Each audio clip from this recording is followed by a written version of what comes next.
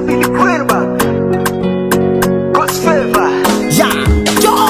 Mungu wangu mimi nitakupenda milele na milele, wewe ndiye mfalme, jina lako lina nguvu na ushindi Bwana, upendo wako ni wa milele, nikikumbuka pale ulinitoa Bwana, bila wewe mimi singekuwa, ndiyo maana mimi nitakupenda.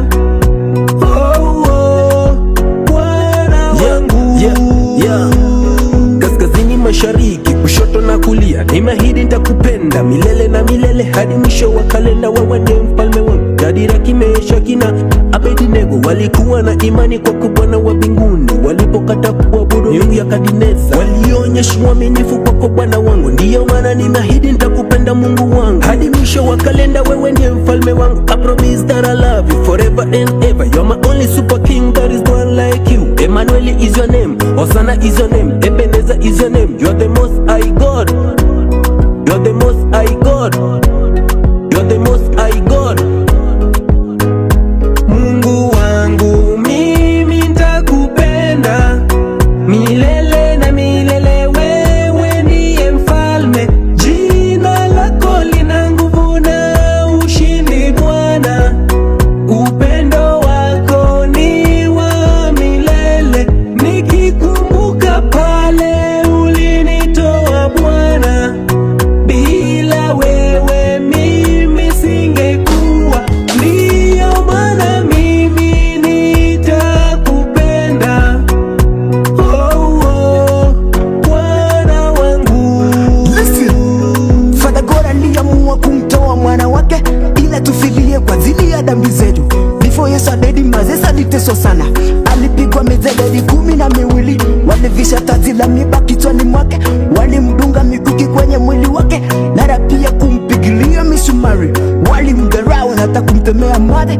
Kwa kweli Yesu alihisi uchungu sana, hadi kina mama wakaanza kulia. Yesu kawaambia, msinililie bali mzililie wenyewe, nyinyi ndio mlifanya mimi nikaweza kuyapitia haya, mimi nikaweza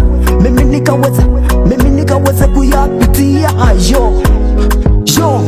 Mungu wangu mimi nitakupenda milele na milele, wewe ndiye mfalme, jina lako lina nguvu na ushindi Bwana, upendo wako ni wa milele, nikikumbuka pale ulinitoa Bwana, bila wewe mimi singekuwa, ndiyo maana mimi nitakupenda.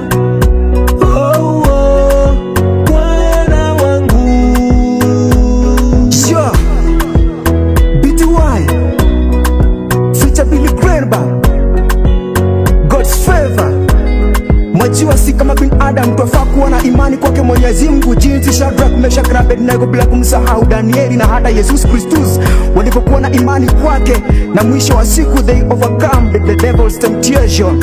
Kwa hivyo acha tuwe na imani kwake, mterehemeze, na hivyo ndo tumemaliza.